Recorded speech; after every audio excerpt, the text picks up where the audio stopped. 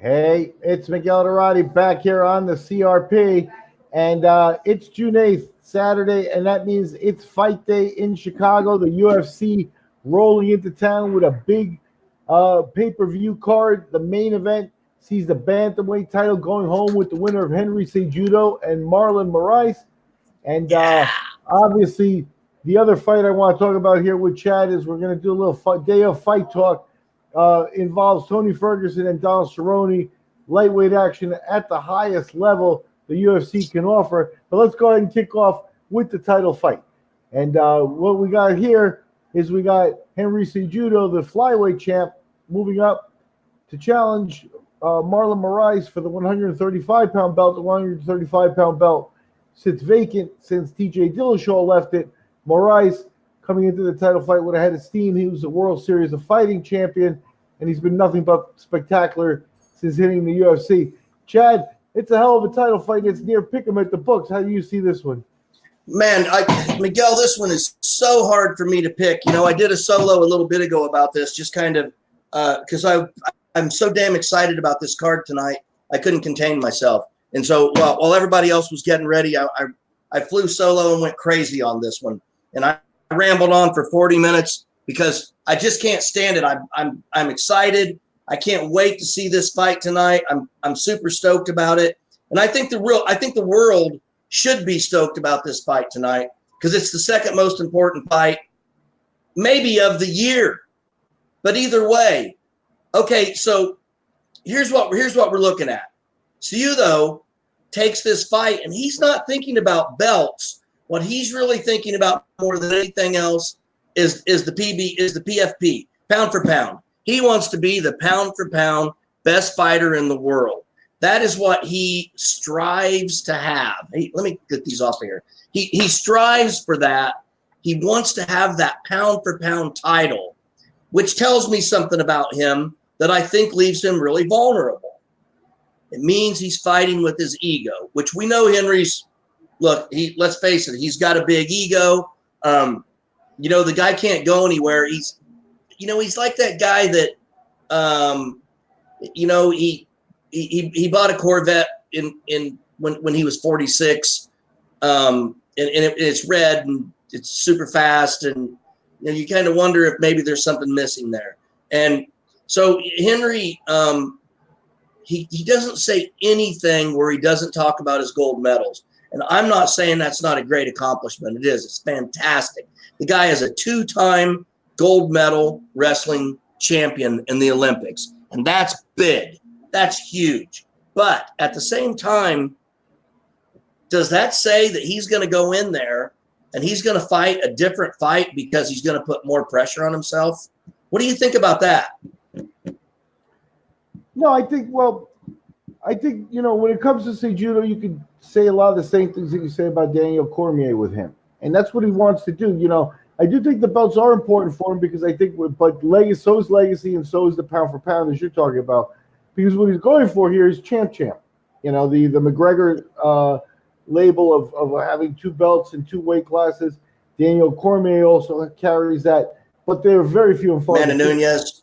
But they're very few and far between, right? So what you have here is you have a situation where that's the key to his legacy and stuff. So I'm not surprised he mentions it. The Olympic stuff, I'm also not surprised he mentions all the time. That's his pedigree, and that's, what makes him the competitor he is. No one doubts when the wrestlers come in and games on that, that they're ready for competition, so we'll see how it goes. Now, oddly, it may be that will to compete that could be a little bit of an X factor here. I think he's come along great. Like against TJ Dillashaw, he knocked him out and he did the job real fast and real efficient. That's what you're supposed to do. And I get worried about guys that get into a competition thing like, hey, who's the better wrestler? It's like, while you're trying to prove you're a better wrestler, Moraes could be taking your head off. And that's what the difference of the sport is here. So I think Cejudo's got to be careful how he approaches this fight because he's fighting a little guy, and I say that, he's actually a giant for what he's been doing here because he's just been fighting at an elite level. If you take a look at just what he's done is coming over to the UFC. He's got 4 fights with the UFC. I'm sorry, 5 fights with the UFC. Yeah. And he lost his opening fight to Rafael Asuncion. Asuncion, no joke. There's no shame in that fight. That was a split decision. After that, he went on to beat John Dodson, who's a high-level guy, although probably out of his weight class. And then he started picking off really important fights. Aljamain Sterling, that's a top 5 fighter in the weight class. Jimmy Big Rivera, fight. that was a guy who was heading to the top 5. And then a Rafael Asuncion rematch. He won all 3 of those fights. All 3 of those fights, he spent less than a full round fighting to take all 3 of those fights out. Finishing. So, in since December 2017 through now, we've gotten a pretty high level act in Marlon Moraes and Cejudo. The bugaboo with me with wrestlers are that at the end of the day, if it does get heated, sometimes some of those old habits may come in, and you may fall back on what your instincts bring you to.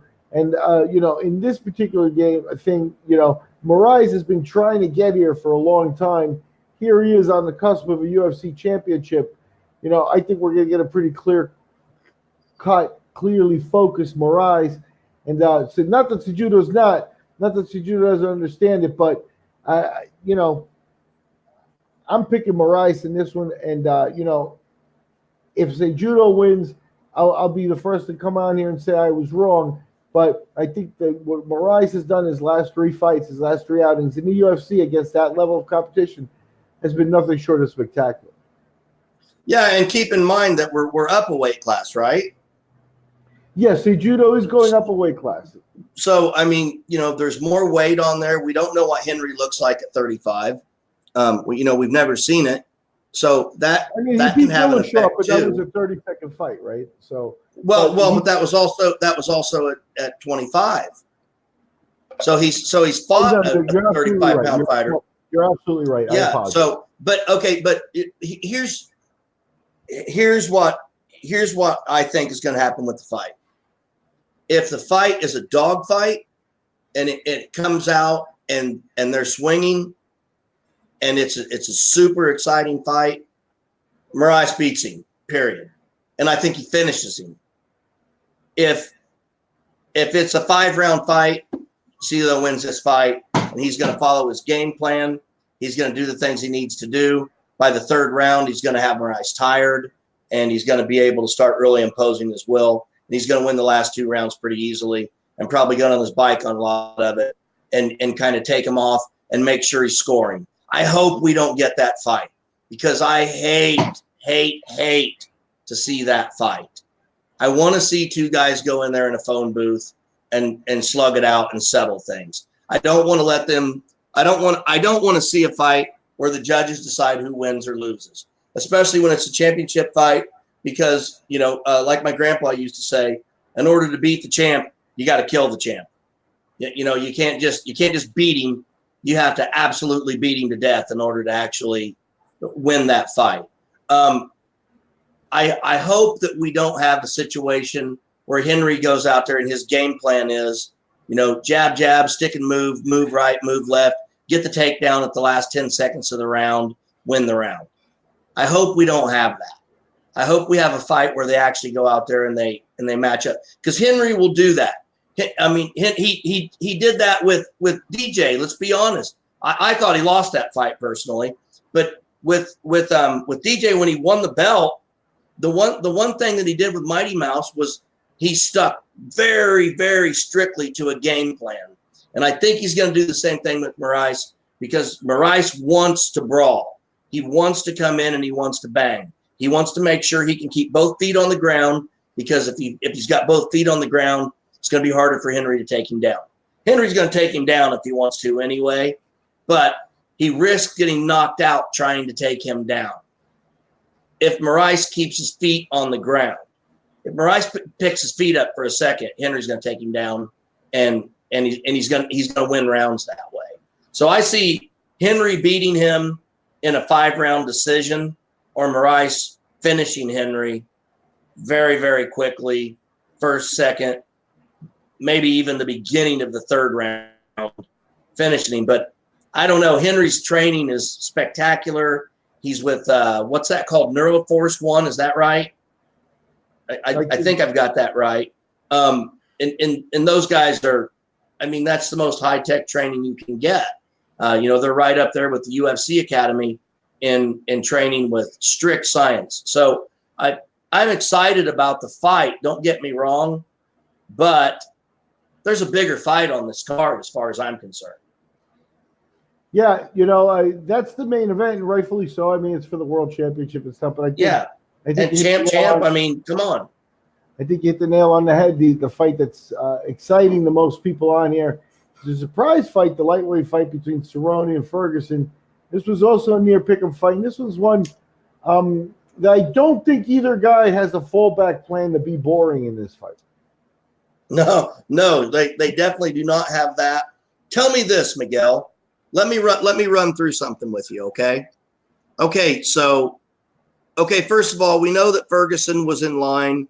He's won, I think, 11 in a row, and he should be on point, but he's ranked second instead of first because Poirier got the interim, right?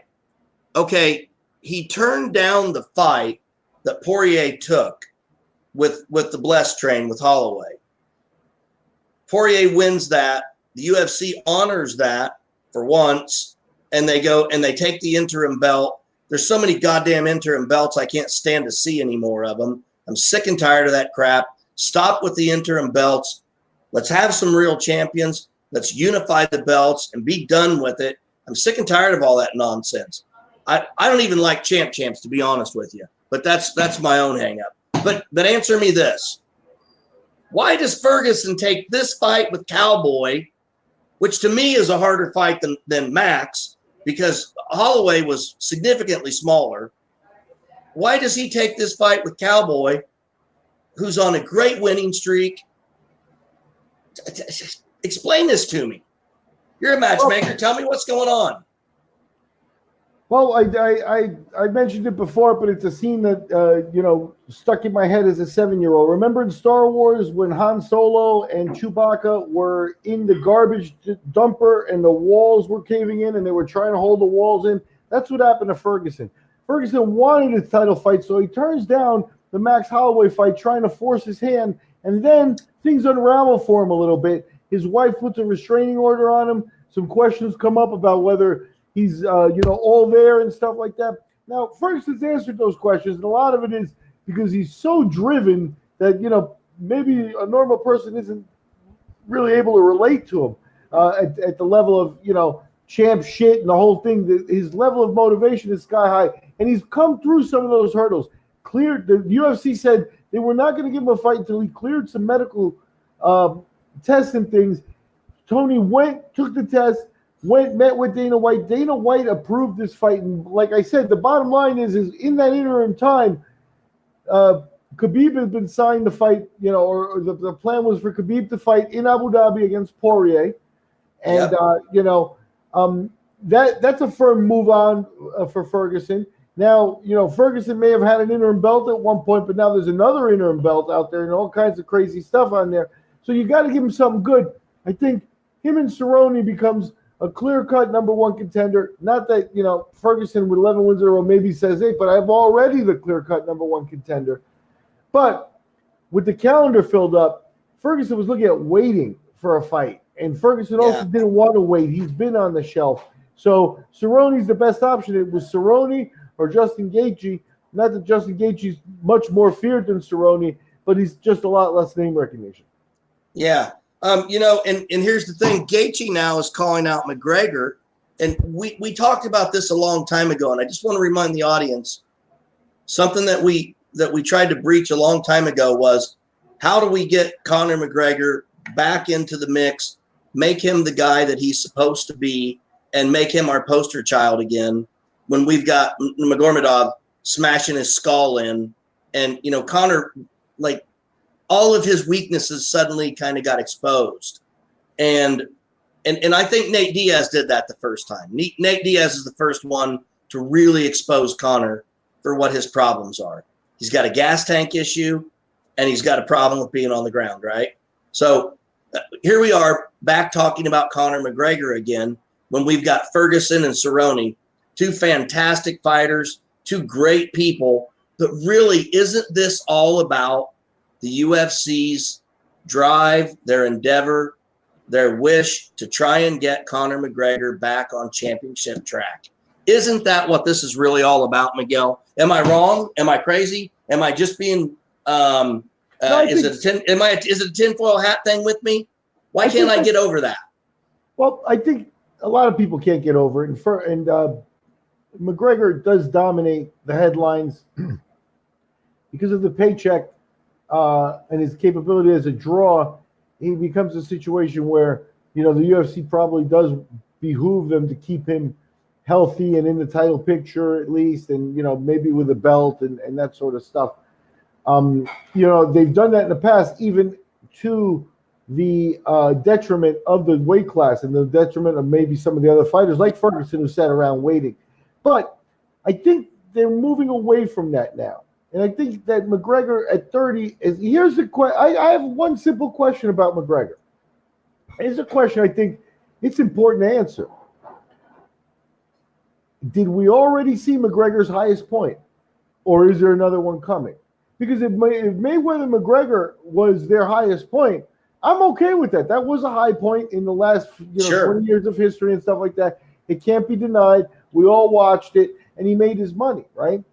But it doesn't look like he's accepted that money, that was a once-in-a-lifetime thing. He's not going to make $100 million every fight, especially not with a UFC and a UFC contract and stuff. Now he's got to slog through this. And, when Gaethje was engaging him in Twitter and trying to lure him out for a fight, he started talking about a Mayweather rematch again. And again, doing the hard work, putting him back into the roster. Let him talk about the Mayweather rematch. Watch what happens when Gaethje gets signed to fight, anybody, the Nasty Yakov or whatever his name is, the kid that just knocked out Eddie Alvarez on one. Let's say the UFC filches him, brings him in, and puts him in with Gaethje for Barbosa, Pettis, Lee. Pettis is signed. Felder, Oliveira. No. I think Gaethje is a top 5 guy, and you got to get him. You got to get him a good fight. But with Gaethje signed already to fight somebody, then McGregor has one less opponent, and McGregor's hope of fighting September, October, or something like that is going to go by the wayside, and that's something that's interesting. Again, the point is he going to be able to go back in the fold? No matter who he fights next, he's not going to make $100 million. It's just not going to happen. So, are we going to get him to fight again? Can I tell you my conspiracy theory on this? Sure. Okay, here's my whole theory. Love him. I'm gonna lay it out for you here. Okay, and by the way, so far everything that I've said about this conspiracy theory has more or less lined up pretty well. Okay, for example, McGregor and Cerrone were going to fight in July, right? What happened to that? I know, but in the news, it sounded in the media, it sounded like it was signed, stamped, and delivered when it wasn't, right? Like Conor McGregor is going to fight Cerrone, and that's going to be the end of it. And then Cerrone fights, and he beat. I just slipped out of my head, but so he just won. That goes away. McGregor, here's my thing. Let me go through the rankings with you real quick here. In the lightweight division. So you've got Magomedov and Poirier getting ready to fight in September. You have Ferguson fighting Cerrone. That's 2 and 4. They're fighting each other tonight. You've got McGregor ranked number 3, and nobody knows where he's at, but number 5 is Gaethje. Then you've got Ali Aquina, and he is kind of a mystery, really. And I don't see him doing much. I don't see Barbosa coming back and doing that much. And Anthony Pettis went up in weight and looked far superior at a heavier weight. And I think he needs to stay there. Kevin Lee just got beat. Then you got Felder, Oliveira. I want to see more of him. I think that's a guy that's your mystery guy right there. And at the bottom in 15, you got James Vick. Okay, so you've got all of these different possibilities. And the one thing we've got to do if we're the UFC is we got to make sure that Conor McGregor wins a fight, right? So how does Conor McGregor win a fight? Well, first of all, you got to give him enough time to train against the opponent that he knows he's going to fight. You can't have another Nate Diaz debacle where he goes out there. Now, look, he fought Nate. He said, screw it. Just give me anybody. Yeah, I'll fight him at 170. And so that gave him the out.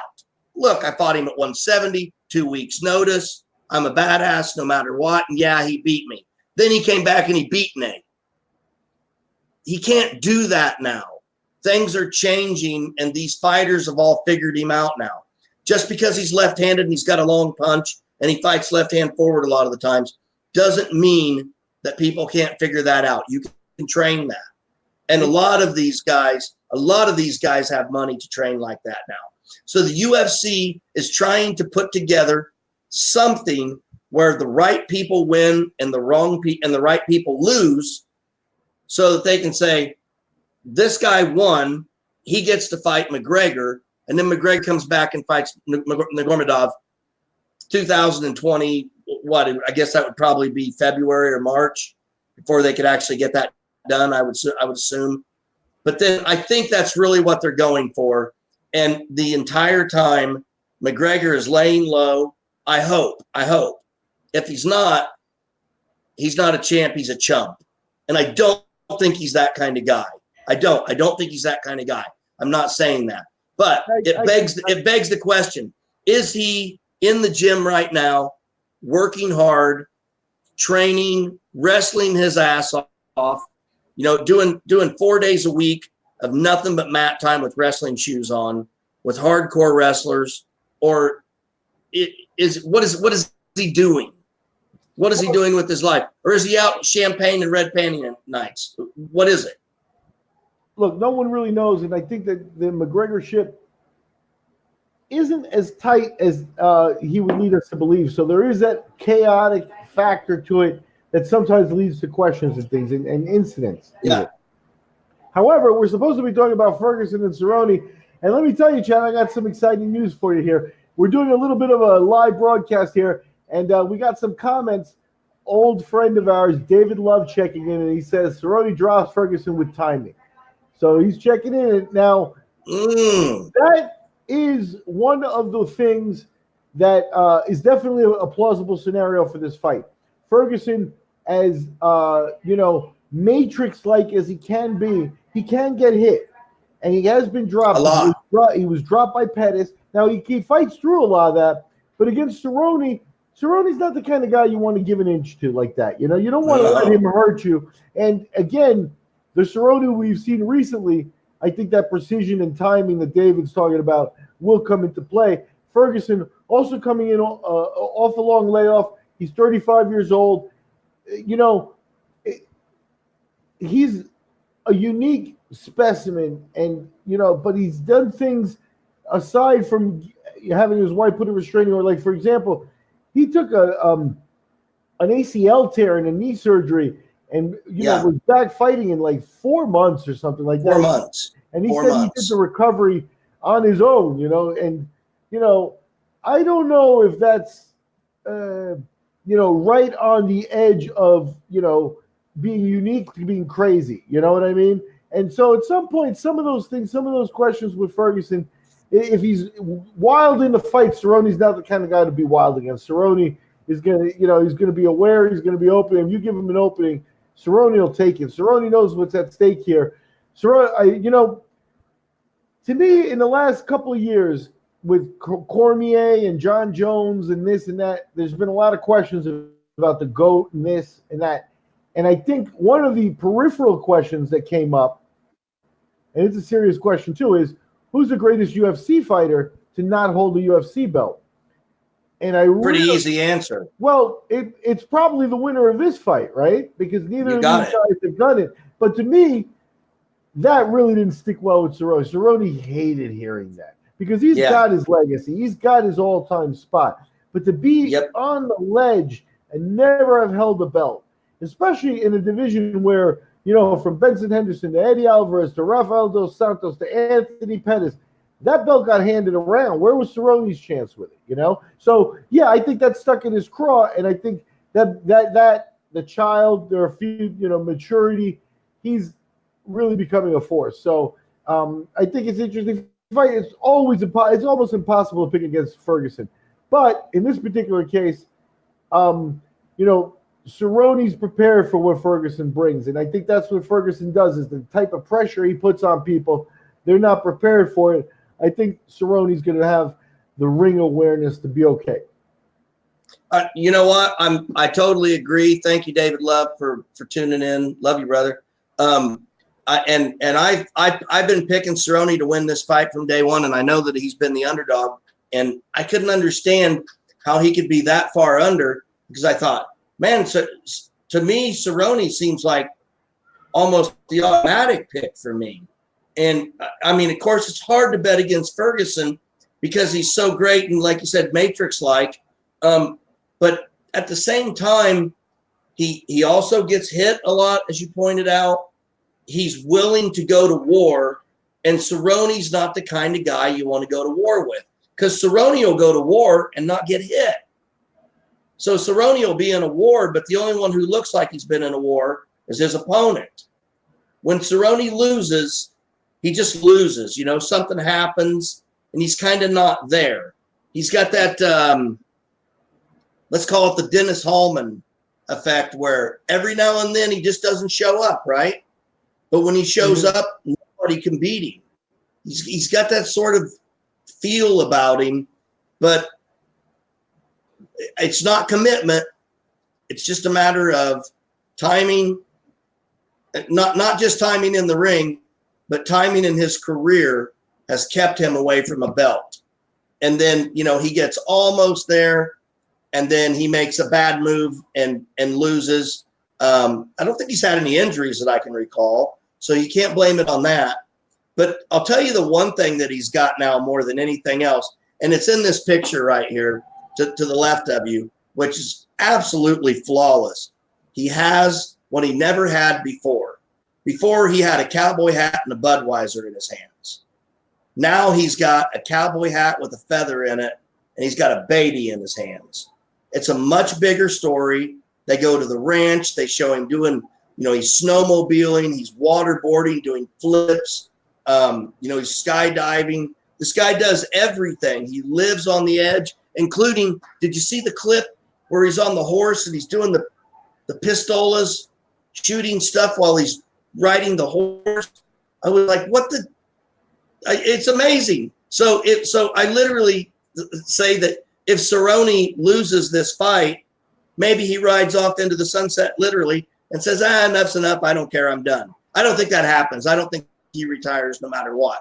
But I think Cerrone wins this fight, and I think he does it exactly like David said. I think he times him. He brings Ferguson in, and then he catches Ferguson. What happens if it goes to the ground, though, Miguel?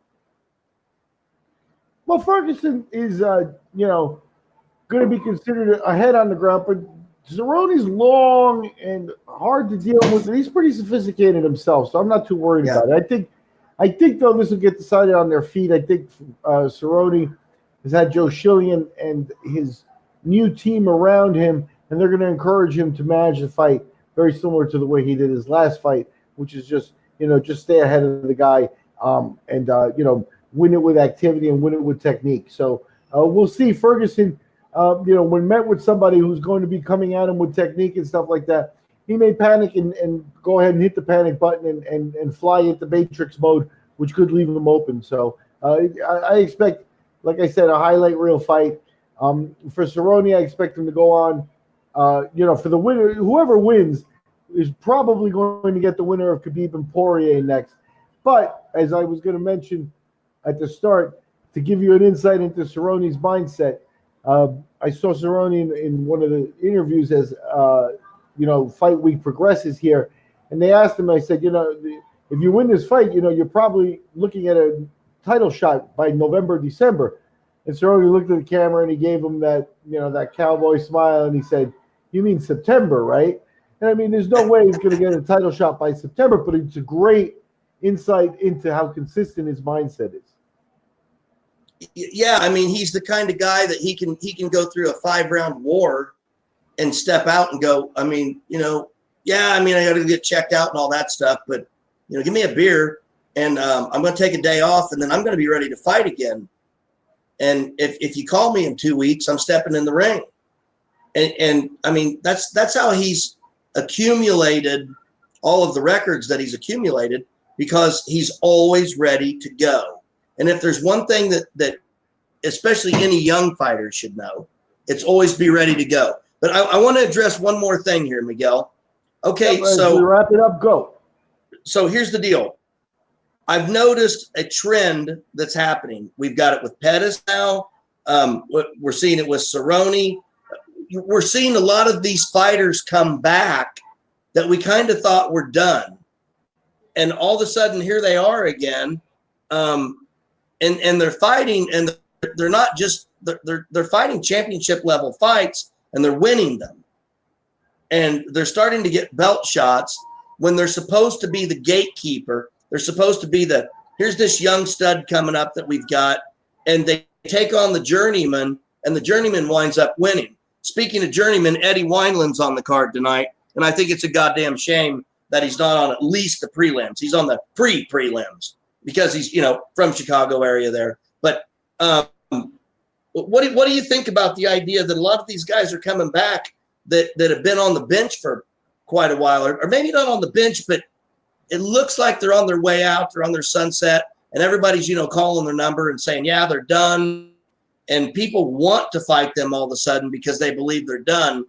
And then they go up a weight class and they wind up looking great. What's up with that? Do you see that like I do? Or? Yeah, it's a trend. And I mean, here's the deal is I think once you get to the UFC and you're in the mold, and a good portion of their roster goes into the cookie cutter of 2 fights a year. I think if you get to that point almost too early in your career, you're doing yourself a disfavor. And you're really not going to have the performances, and then all of a sudden, every performance also gets magnified because you don't have an opportunity to put your losses behind you and things like that. Yeah. Cerrone's been on the scrap heap a couple of times, where they were like, oh, he's on his way out or he's old. I believe it was Ally Quinta in his last fight who said, oh, he's old. He's looking old at the weigh-ins and stuff. That's a dangerous old man if you're going to call him old, right? Mm-hmm. So, but I think the in general, 2 times a year is not enough for these guys to fight for you to really have that. For you to have a guy who's going to bounce back, and then the other part of it is you can't really fit it into a cookie cutter. It really is up to each individual.